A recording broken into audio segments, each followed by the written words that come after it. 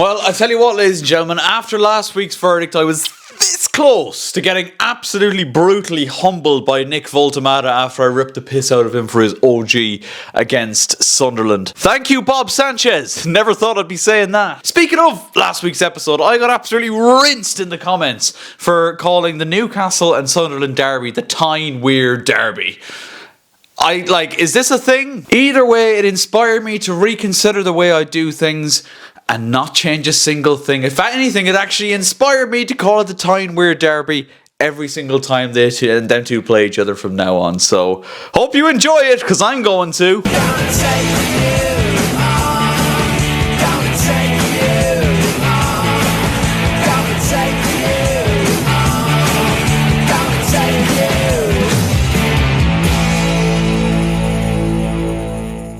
Hello guys, how are you getting on? My name's Aaron Kelly. Welcome back to another episode of The Verdict. The final verdict before Christmas. So hope you guys go on to have a wonderful Christmas. I'm going to take things nice and easy. We've got a couple of things coming your way in the Aaron Kelly cinematic universe, if you will. We've one more goal recreations coming out for the end of the year. Also the end of year compilation, everyone's favourite video. Both of them videos are going up on the main channel in the next week or so. And we've also got a Christmas Day Shy Talk podcast, as we do every single year. So check the various links in the description for all of those. Arsenal are top at Christmas, but not in the most convincing fashion, it's fair to say. A 1-0 win over Everton. Victor Gyökeres with the penalty was the difference between them and Everton at the Hill Dickinson Stadium. And the title race, it's wide open, man. It's wide open. Arsenal are getting over the line. They're getting results, which is important. But Man City are looking really fucking good. And Erling Haaland, I said it last week,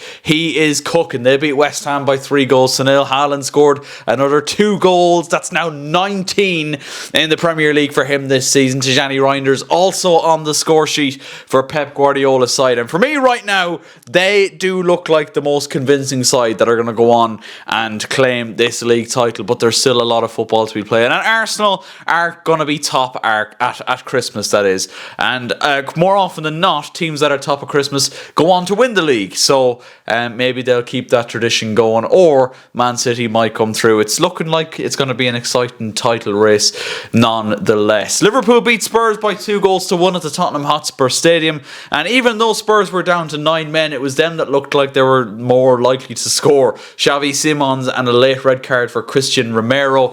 Not enough though, as Liverpool came out 2-1 winners to move up to 5th, level on points with Chelsea in 4th, who we will get onto in a minute, don't get me wrong. The biggest concern for them is now that Alexander Isak looks like he's broken his leg. He did score a goal for Liverpool in that 2-1 win, but the follow through from Mickey van de Ven really did catch him, and a broken tibia, is that right? I'm not sure. It's looking like it's some form of a broken leg anyway, and not good for Alexander Isak, but he did get a goal. But overall, it's been a disappointing start to Liverpool life for him, it's fair to say, and this is not helping his cause whatsoever. It'd be interesting to see if he even features between now and the end of the season. An injury of that magnitude is usually very, very serious, so time will tell on that one. Moving on to the game on Sunday, and what a win for Aston Villa, once again kind of cementing their place in the Premier League's top 3, and they're certainly not out of this title race either, it's fair to say. They're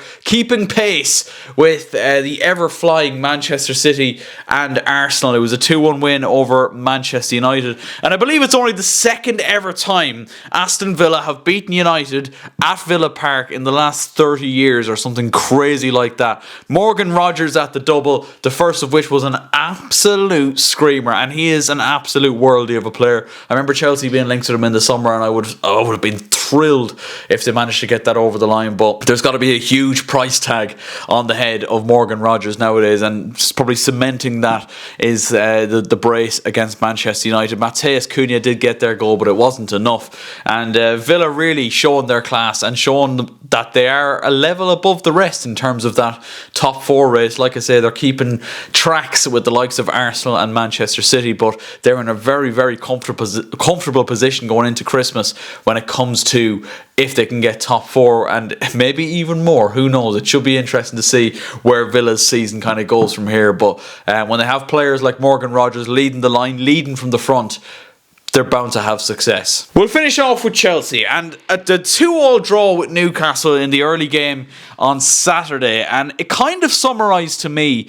everything wrong with Chelsea and every reason why Chelsea are still a decent distance off challenging for the Premier League title. A first half that wouldn't have looked out of place in the Longford League, and that I don't think is really exaggerating at all. 2-0 down, Nick Voltemada with both of them, like I alluded to in the kind of intro skit there, and it wasn't looking good. Bob Sanchez was actually keeping Chelsea very firmly in this game, but the defending from the likes of Fofana, from Gusto, from Chalobah, really mediocre stuff all around, and Chelsea as a whole did not show up in the first half whatsoever. It was absolutely brutal, and then to come out nearly a completely polar opposite side in the second half, it's like playing FIFA against your little brother and letting him go 3-0 up inside the first 10 minutes and then saying, right, okay, second half I'm going to lean forward and lock in here. Like, that's not really good enough, to be fair. And listen, I absolutely at half time, if you'd offered me a draw,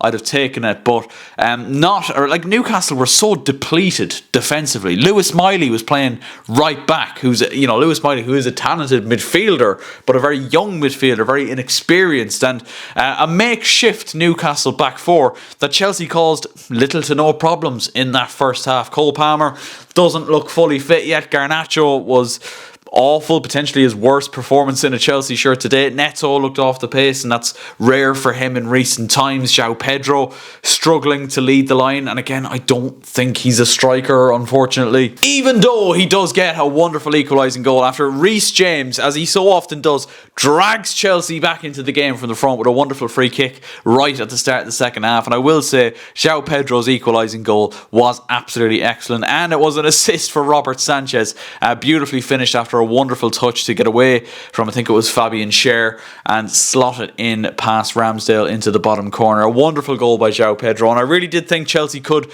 go on and win the game, but easily at that point it could have been anyone's game. Newcastle probably could have felt like they had a penalty, Chalobah on Gordon. I personally wouldn't like to see that given as a penalty, obviously because I'm a Chelsea fan, but I wouldn't like to see that given as a penalty anyway, because I do think it's a large case of Chalobah just using his strength. But in today's day and age, I've certainly seen them given, and I wouldn't have been too surprised if the referee had given it either. And obviously Reece James avoided a red card late on for a last ditch kind of drag back. I think it was on potentially Anthony Gordon as well. But a 2-2 draw, look, it makes the game against, and it's Aston Villa next. This is it now. Aston Villa game on the 27th, which is this Saturday, the day after St. Stephen's Day, and it makes it a very, very important game, a crucial game for Chelsea in terms of where are we? Like, what kind of progress have we made here? Liverpool have caught us now. I think it's Palace are just behind as well. United aren't too far off either, even though they lost to Palace as well, or lost to Villa as well, rather. What are we made of here? Villa are a team that are absolutely flying in the top three, as I said, comfortably in the top three as well. Can we go out and put on a decent performance to get a result against Aston Villa? Chelsea have shown this season that they can turn it on against teams that are on paper above them in the league.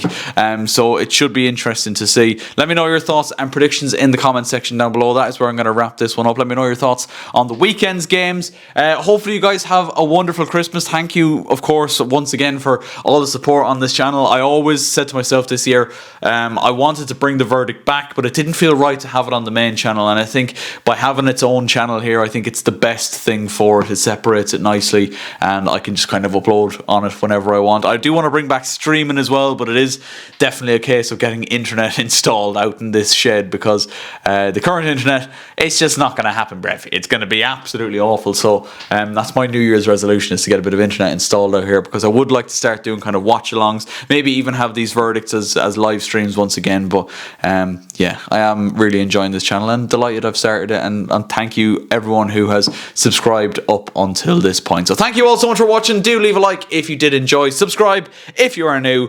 Merry Christmas, and I'll catch you later.